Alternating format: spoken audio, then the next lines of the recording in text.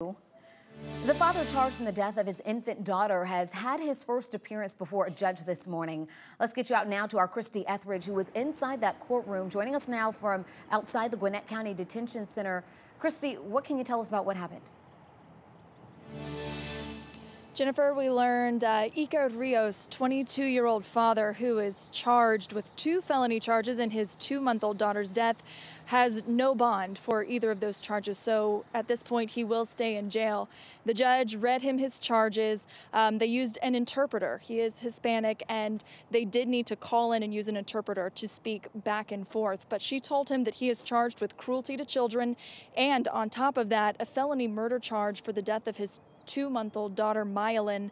This happened when police say they got a call on July 2nd earlier this week about a baby not breathing.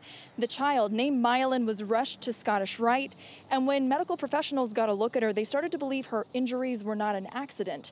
Soon after, deputies charged the father with cruelty to children. When Mylan died on the 4th of July, that's when they upgraded the charges to felony murder, and that's because medical professionals say the baby had injuries that were consistent with shaken baby syndrome.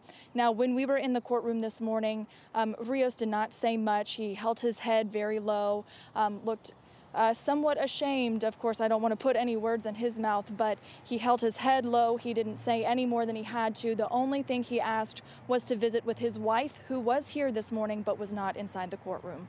Jennifer. All right, Christy, thank you so much.